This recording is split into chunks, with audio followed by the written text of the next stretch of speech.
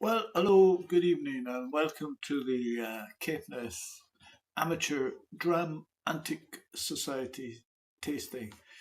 And tonight we're going to be looking at the Cadenhead Original Collection May 2025 pack of 6 2CL samples that they seem to be doing every month. They sometimes do, well, I think they alternate between the authentic collection one month, then the original collection the next. Although in this one there are two Enigma unnamed distillery samples as well.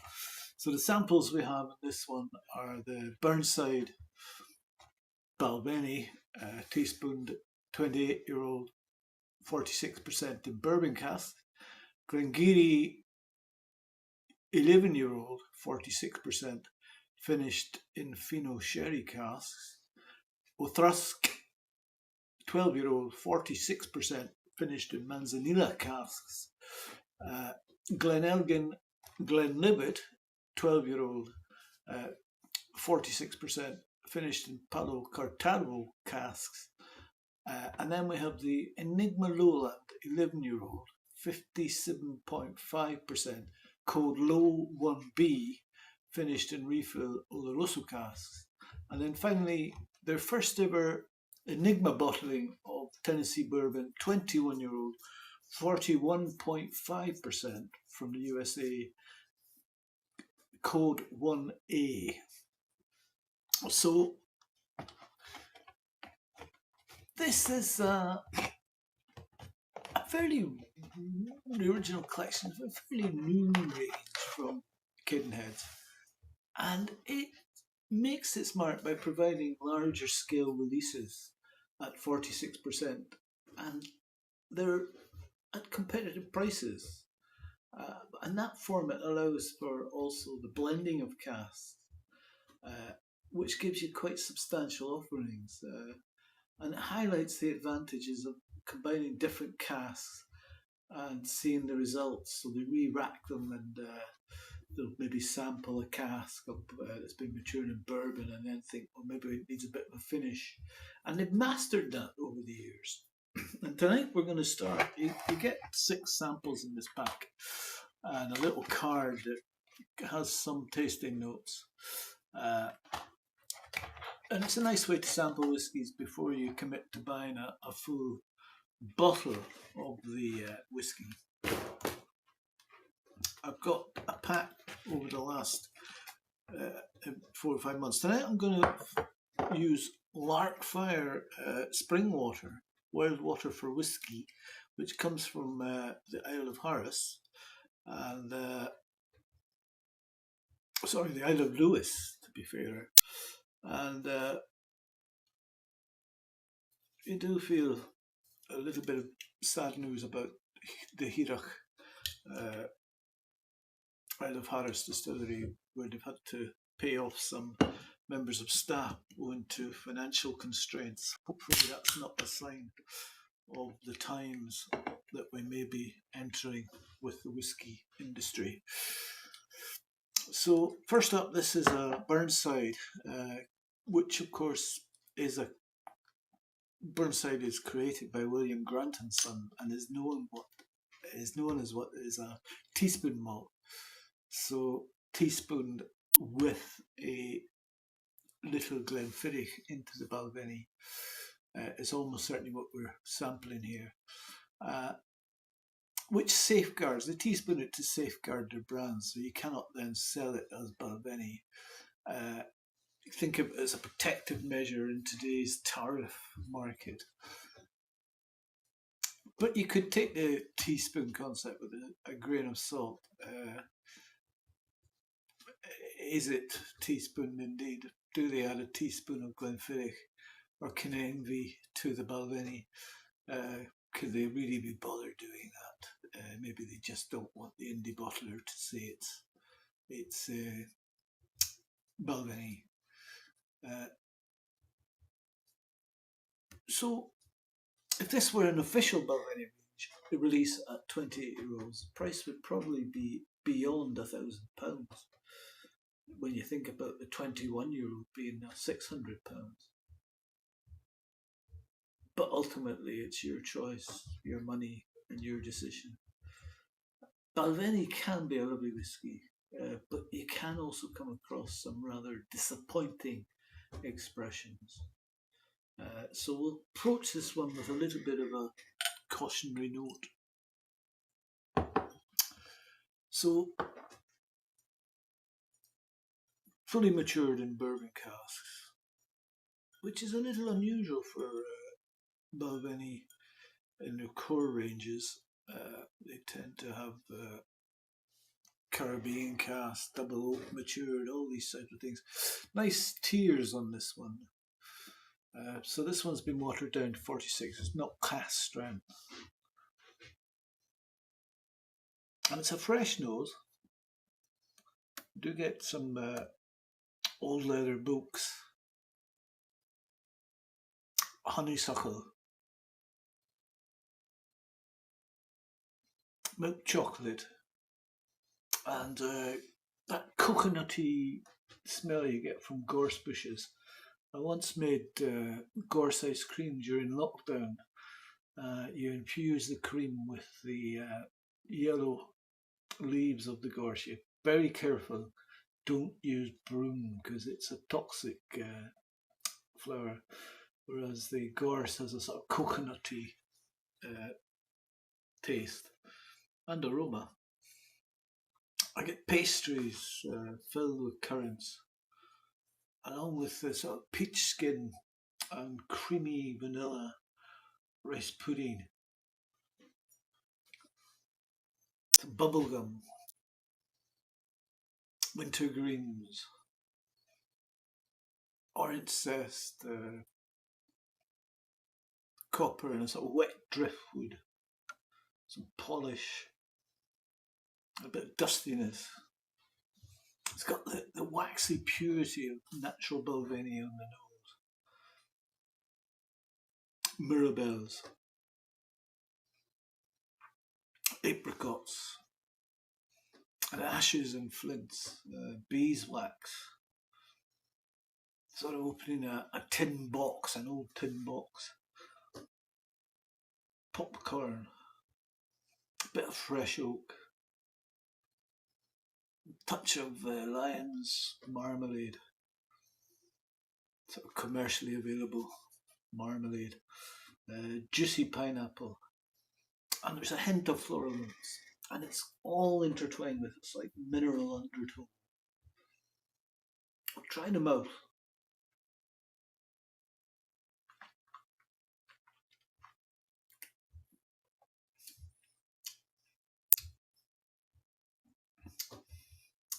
Like a cassia bark, gooseberries, pear drops,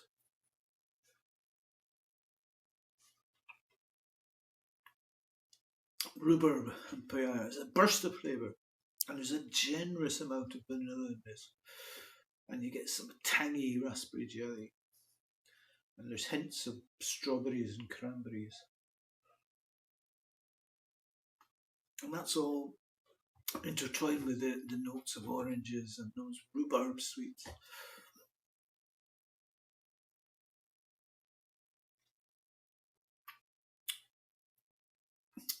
Orange pancakes, icing sugar, it's viscous, milk chocolatey, and a touch of varnish.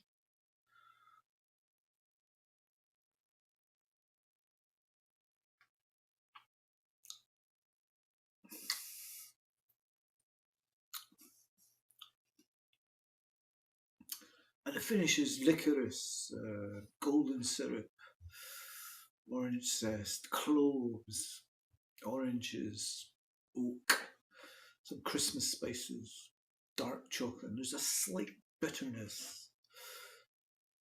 I'm going to try a couple of drops of water in this. I'll try 5 drops of water.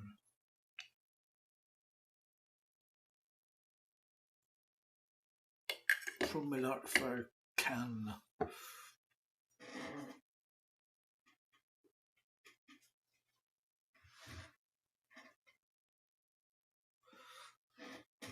Still nice tears on it. And again, you get the mirabelles. More beeswax and mead, and you get a sort of slightly tired sourness that you would get from a wonderful Meursault wine. Try the mouth.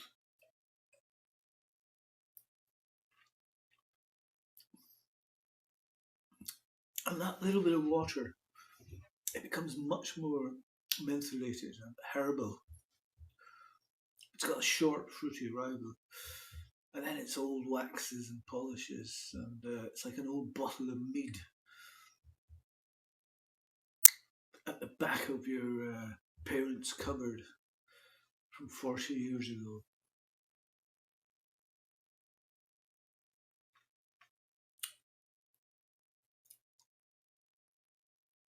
And there's bits of cigarette tobacco.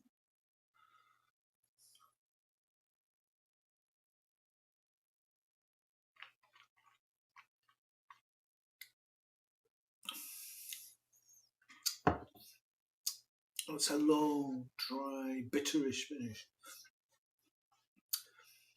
The aftertaste is rather more Balvenie-ish with the water, and I get a return of the ripe plums. You know, this is a solid choice for anyone who appreciates a hint of maturity. And it's a surprisingly fair price for a 28-year-old Balvenie, about £150 a bottle, I think. And it does lack a certain flair or excitement, though. Perfect for a relaxed Sunday afternoon, perhaps. It's a sort of genteel whiskey, but it's unquestionably the cheapest way to drink an old Balvenie these days.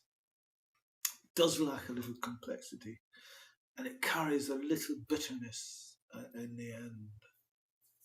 So I'll cleanse my palate, and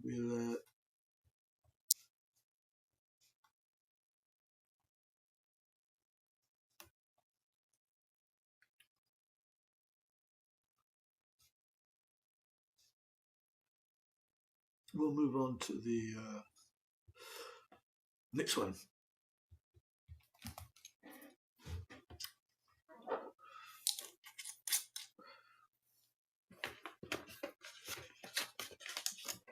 Cleanse my palate tonight. I've still got McAllister's oatcakes from Lidl's or Lidl.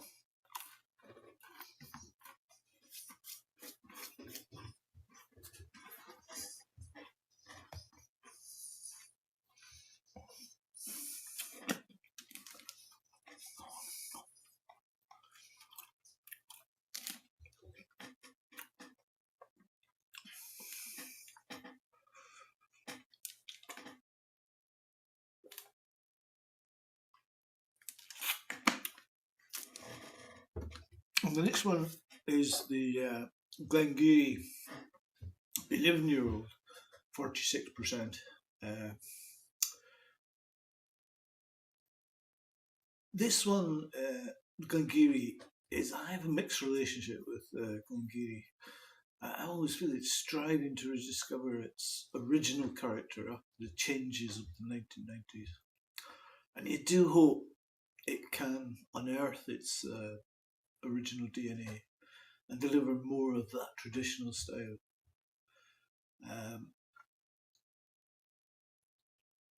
I think present until the changes to try and get back that character fully come in, it still perhaps lacks the soul and vibrancy of the old Glengarry. 50% of this one's been matured in Fino sherry casks since 2020, and the remaining 50% has been fully matured in bourbon casks.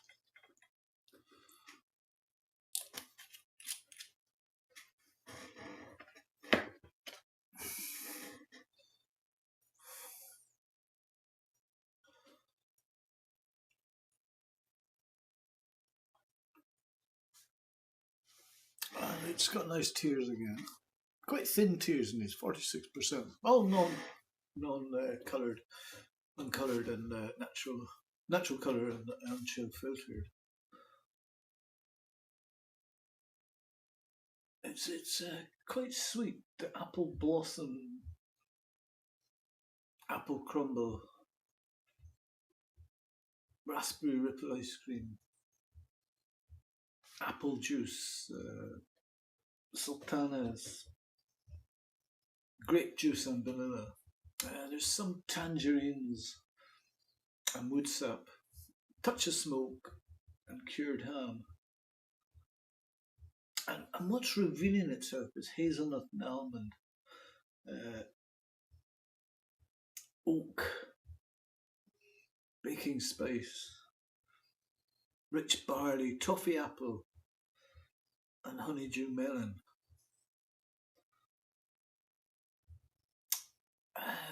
It's struggling to get an identity here with this one. We'll try them out to see.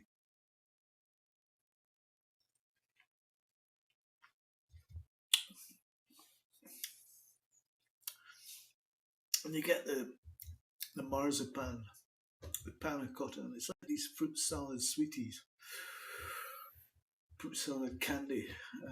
You get more of the Fino influence in the mouth, and there's a little bit of an off note there somewhere. Oaty biscuits, peppercorns, and it doesn't fully develop into more fruit.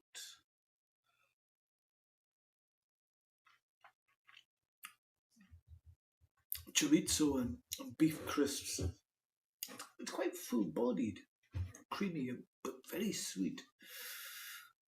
Toffee, caramel wafers, baked apple, lots of dark sugar, nut brittle, and white raisins. It's friendly and it's sweet, but it's not really all that complex.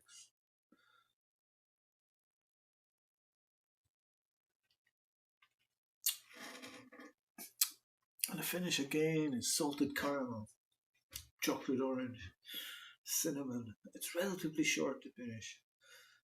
Caramel sweets, fudge, nut brittle ice cream, and baking spices. I'll try 5 drops of water in this one.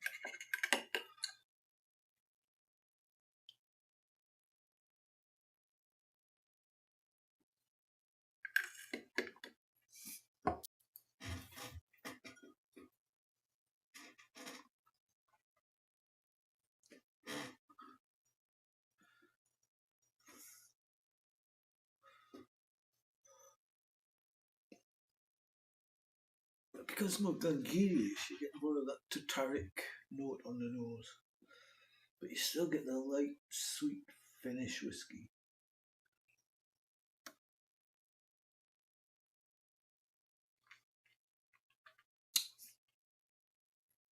And with water, I think water kills this.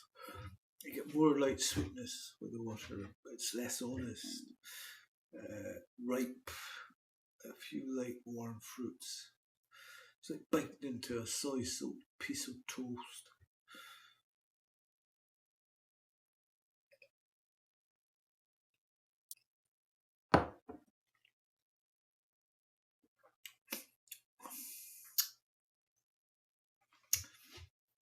And the finish with water is a sour, a bit spicy, and still quite short, fortunately.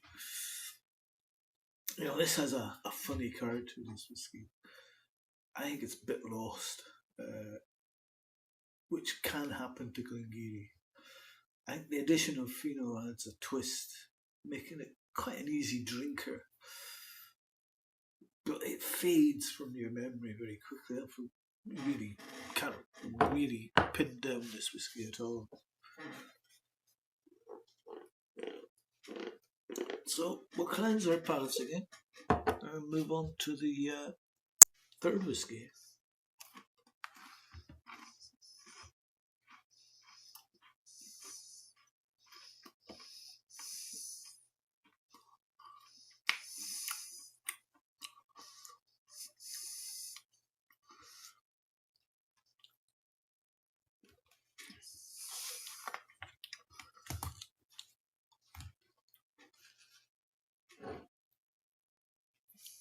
So,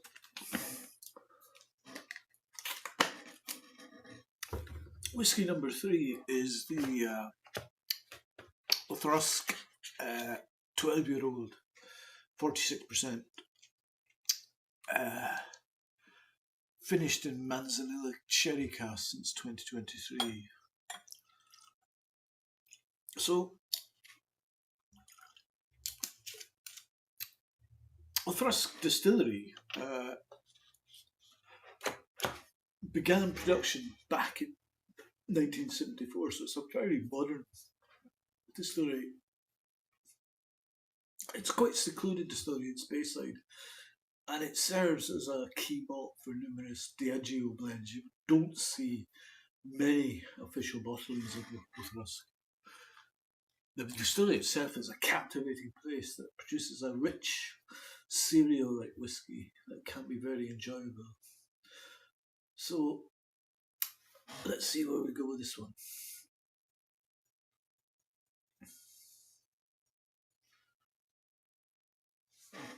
And again, that thin tears.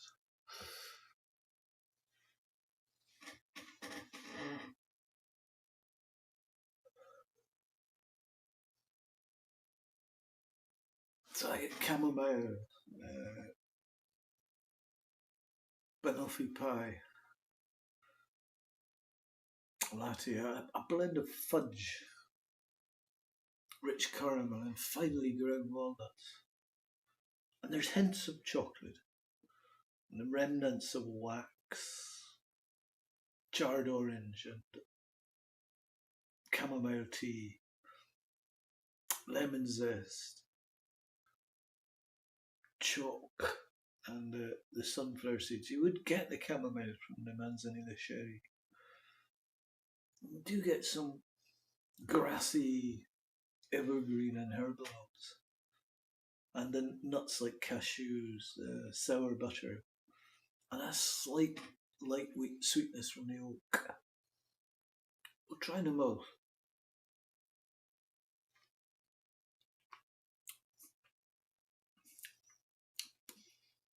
Oh, it's like a buttery, biscuity cheesecake base. Not ginger nuts, more McVitie's digestives, and a fruit and nut mix. And there's malty, toasted oaty biscuits and cloves.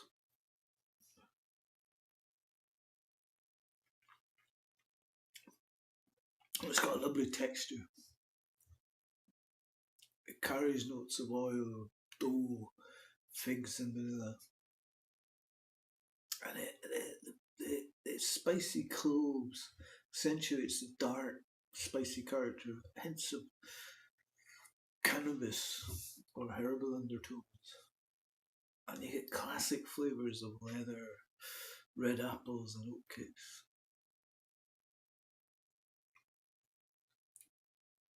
There's an oily, mineral-like quality to the whiskey. And you do get some citrus notes like lemon peel and some floral hints, green pepper, malty flavours, almonds, hay, and just a touch of sweetness from the oak.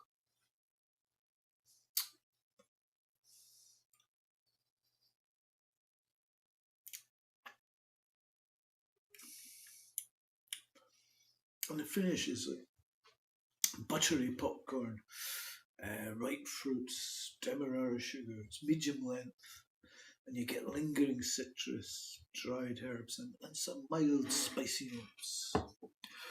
Try 5 drops of water in this.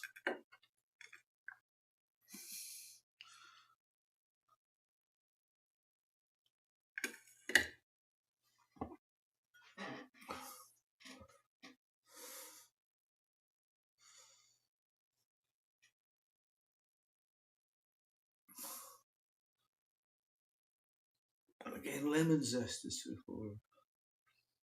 There's hints of chalk and sunflower seeds. And again, I'm getting on this one hints of chamomile.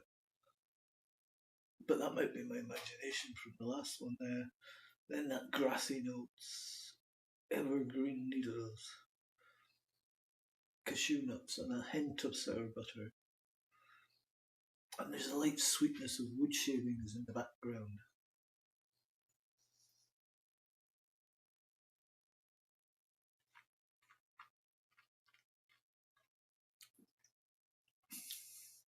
And with water, it's fairly oily and minerally, but also quite green and shows a mild bitterness, green pepper and dry malty notes.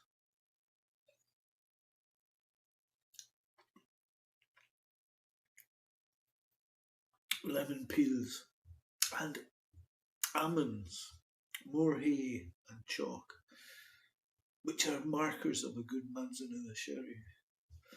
And then you get that sort of mild sweetness from the oak, honey and sultanas, and some white pepper.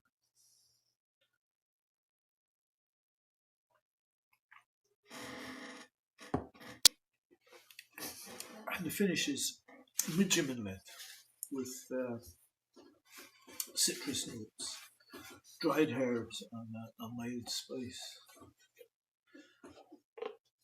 This is quite an enjoyable whiskey, quite straightforward and charming.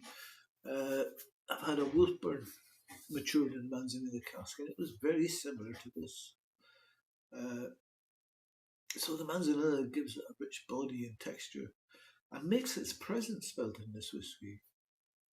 It's not overwhelmingly complex in flavours and depth, but I think 46% suits this one. So we move on to whiskey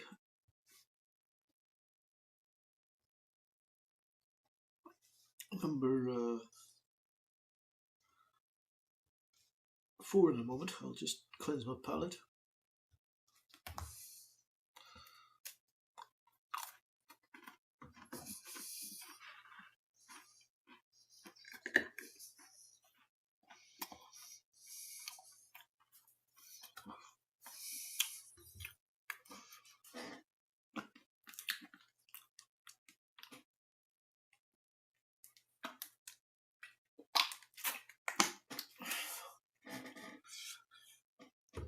So, whiskey number 4 is a Glen Elgin.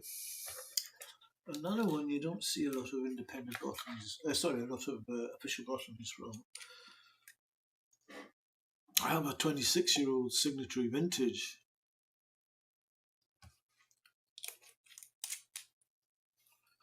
Glen Elgin, which I may have reviewed, but I'll review it at some point in the future.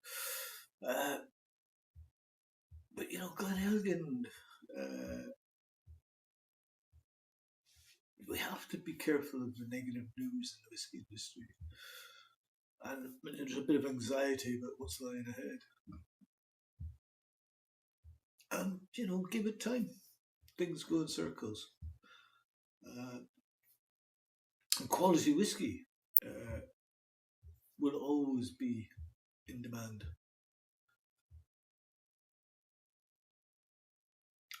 And the essence of whiskey can sometimes feel absent in the new distilleries that prioritise efficiency and modern engineering, and they don't fully grasp the potential or sense of location. But Glen Elgin has that sense of flavour and experience and history, and it wouldn't exist or be in the way it is today without that history. So these guardians, Glen Elgin, Glengarry to a lesser extent, Balvenie, they may face challenges, but they should continue to endure. This one's been re-racked into Palo Cortado casks in 2023. So a 12-year-old bottle at 46%, with roughly 18 months or so in a Palo Cortado cask again. You can see that from the colour there.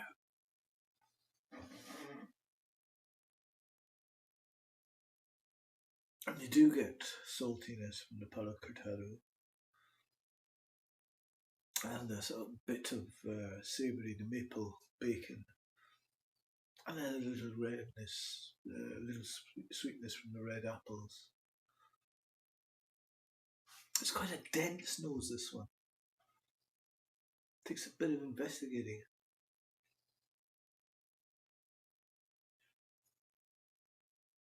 There's some nuttiness and leather and rum-soaked fruits. Golden syrup.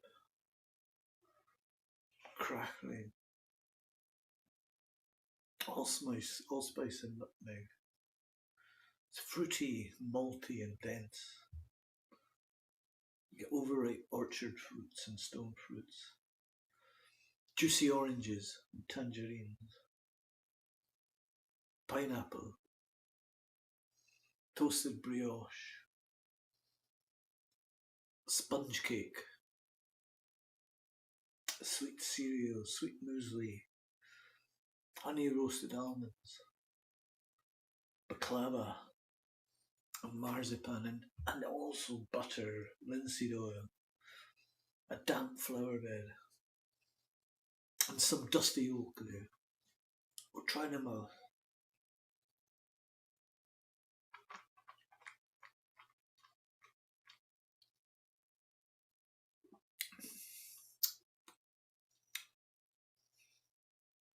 Again, you get the almonds and pears, poached in red wine and natural honey. It's quite fatty in places with leather and toffee.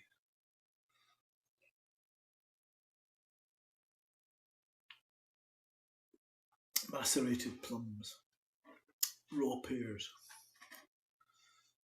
raisins and a hint of red wine with the grapes. Got quite a waxy mouthfeel.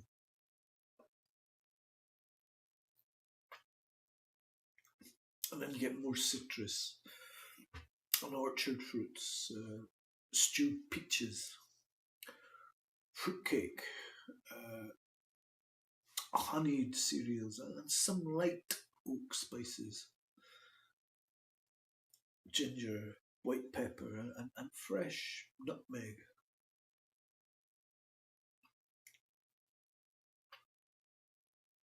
And there's some floral and herbal notes.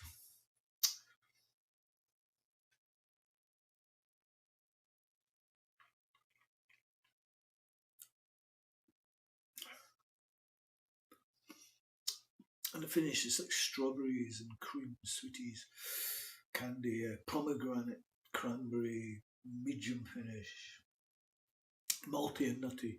And then that turns to drying spices, dusty oak, a bit of barley sugar, almond skins, coffee, ginger, nutmeg, and herbiness.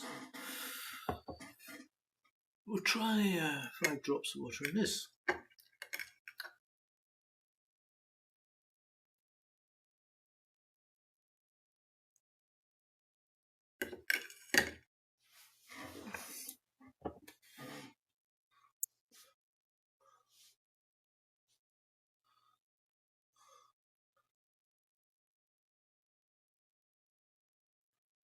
Yeah, I'm not sure. You think, I mean, these are all natural colour, but you can't help but think of some of those old malts, the famous old malts, which were rich in Paxaret.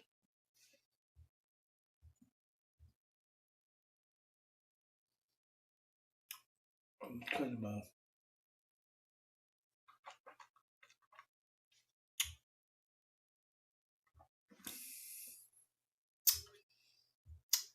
and it's rich, loaded with raisins, straw wine and muscat.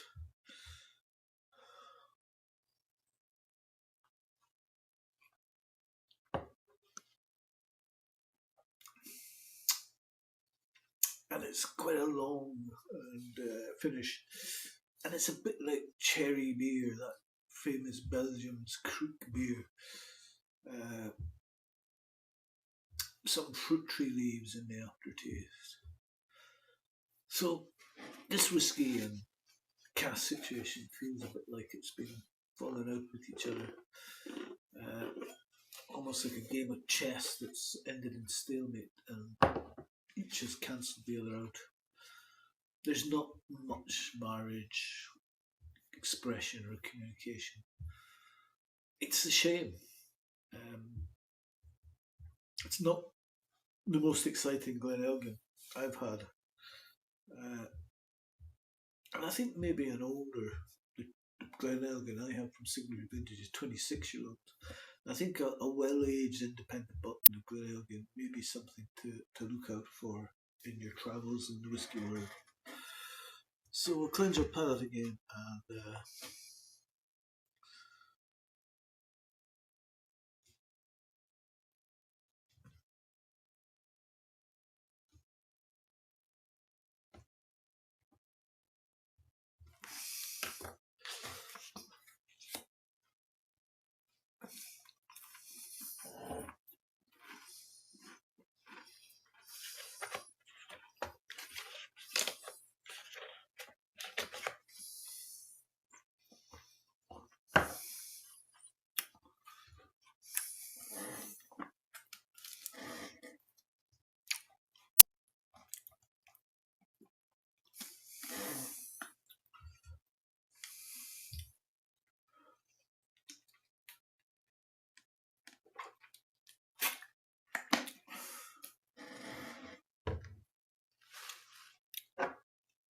so the fifth whiskey in this pack is the Enigma Lowland 11-year-old 57.5%, code low 1.B, and it was finished in refill Oloroso casks.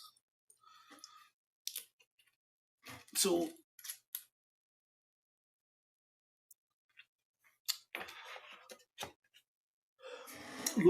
Enigma Low 1.B is quite a catchy name, and there's only a few distilleries in this region. The Lowlands prefer to be not associated with independent releases and insist on removing their name. And it's quite amusing how perceptions and preferences evolve. I mean, even 10, 15 years ago, the Lowland region had few distilleries and was largely ignored. And yet, it's probably Scotland's most accessible region to the vast population. And it caters nowadays to today's newer whisky enthusiasts. So, while the newer distilleries in the Lowlands have various techniques for manipulating wood and its influences, they can't influence nature and the essential element of time. I think this is possibly an Ace of A, an unpeated Ace of A, but let's see.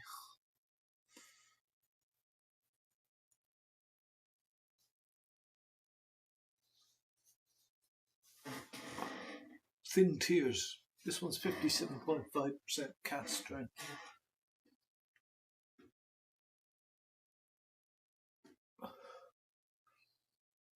And again, you get this sort of fruit salad, candy, sweets, figs, walnuts. And there's subtle hints of peaches and oranges.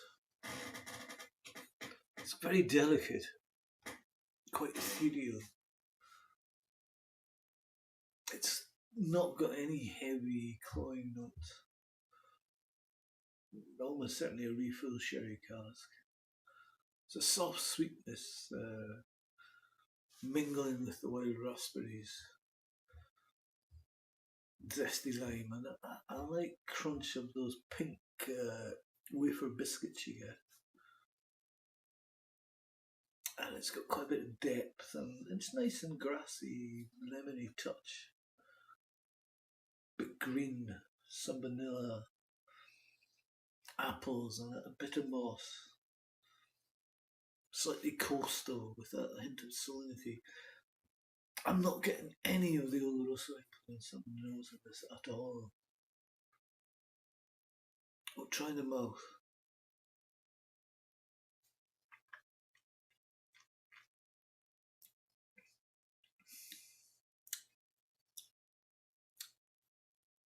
It holds its 57.5 well.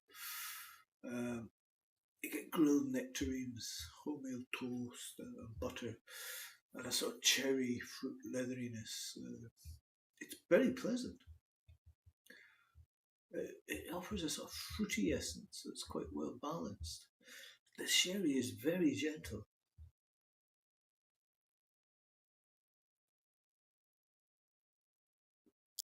It leans a bit towards sweetness, and it does feel a little artificial. But the texture does give a lot of flavours: vanilla, orange, glazed cherries, some nutmeg, sherry cask coming through, and some toffee and tangerines. But the gentle flavours keep the punchiness in check. There's a hint of caramel bars.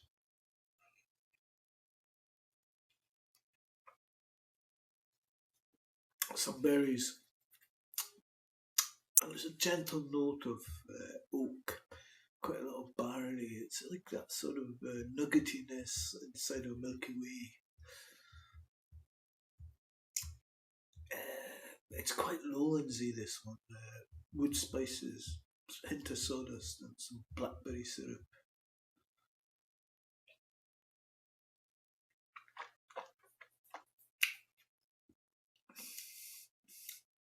And on the finish, you get some caramel, chocolate orange, nutmeg, cream, some golden syrup, and brown sugar, and blackberries, and some oakiness. It's quite a long finish on this. I'll try a mill of water in this.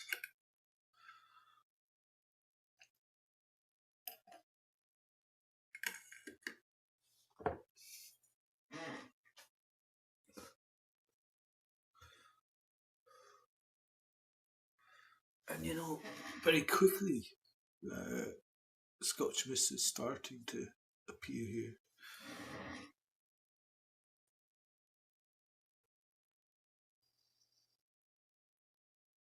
And now there's a beautiful balance between the fresh orchard fruit and the slightly sweeter notes.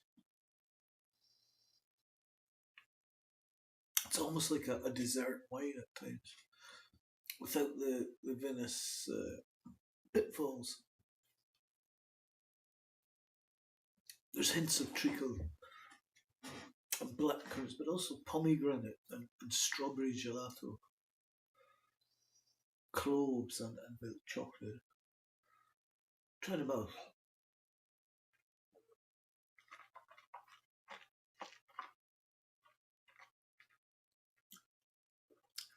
It becomes quite coffee-ish. Cappuccino, creamy coffee, walnuts and soft spices, touches of white pepper, some almonds and treacle. And then you get some notes of plums, dates, and chocolate pralines.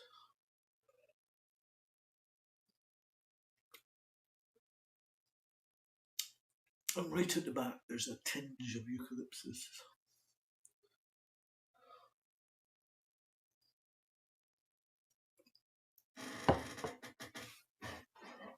And with water, the finish is medium to lingering spices, some tobacco and cinnamon. And then you get jammy red fruits to end. So, is it an Ailsa Bay? Who knows? I just suspect that the last Lowland release in the Enigma range was an ASMA. I just have a feeling that this one may well be too. Overall, for the price of £60, you're getting quite an impressive amount of whiskey here. So, yeah, worth a look.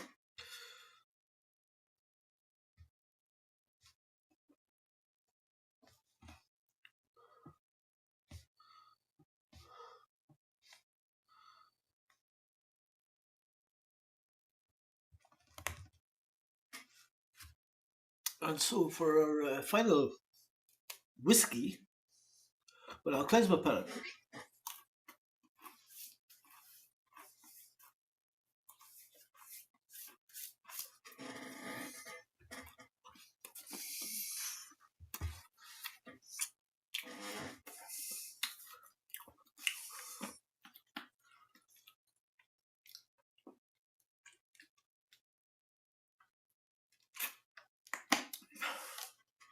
So, final whiskey is actually a bourbon. It's an Enigma Tennessee bourbon, 21-year-old, bottled at 41.5%. So, in Scotch terms, getting to close to the legal minimum. And its code is USA 1.8 and matured in barrels. So, this is their first release from the USA in their Enigma series. Will it make a welcome addition to the range? Let's see. Aged in barrels for 21 years. And it's quite dark in colour.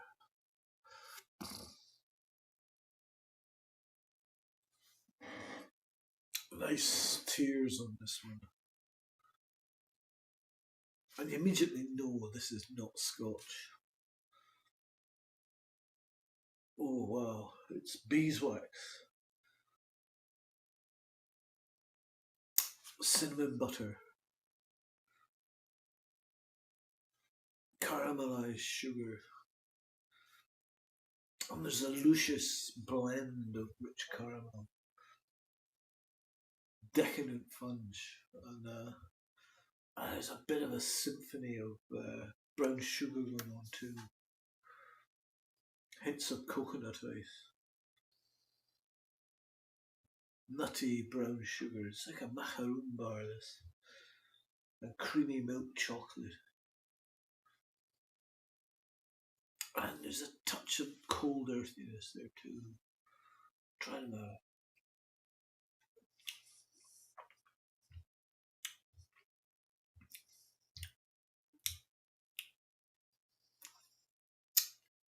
You get nugget, pumpernickel, key lime pie. It's delicately nuanced. It's like a pairing of cherries and chocolate. And then you add into the aniseed cola cubes, marzipan and pumpkin pie. And it's quite a delightful chorus. And then you get some spices, cloves and peppercorns, along with earthy notes of mulch and dried bark. And it all creates quite an enjoyable experience.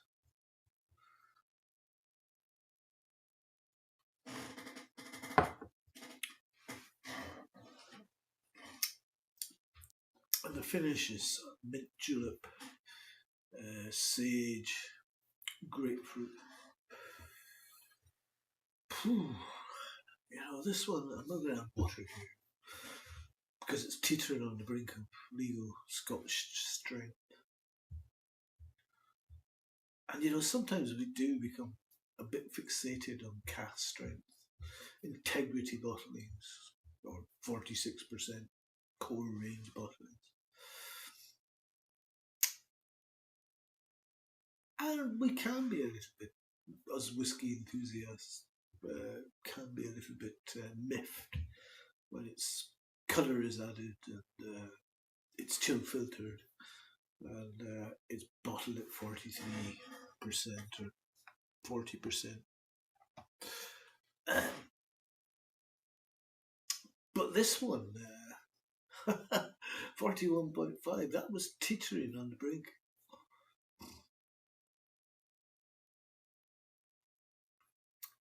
So,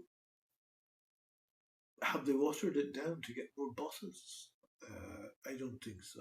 I suspect they maybe blended a few casks for a more desirable result. And in this case, it holds up remarkably well. The reduced strength and the aged character, 21-year-old, diminish the heavy bourbon woody notes. And this is actually very sophisticated for a bourbon. So I am not over ecstatic about this month's releases from Cadenhead. I think the Burnside probably was the top whiskey for me. The rest, I think the Glengarioch was very disappointing. The Auchroisk was, a bit behind the Burnside, but probably second best. The Elgin disappointing, and the Enigma Lowland, yeah. The Tennessee Bourbon, probably not quite on the Burnside level, but a perfectly nice drink. So, hopefully next month we'll get something a notch above again, because some of the recent sets have been very good. Just this month is maybe a bit behind that. Thanks for listening, and we'll see you soon.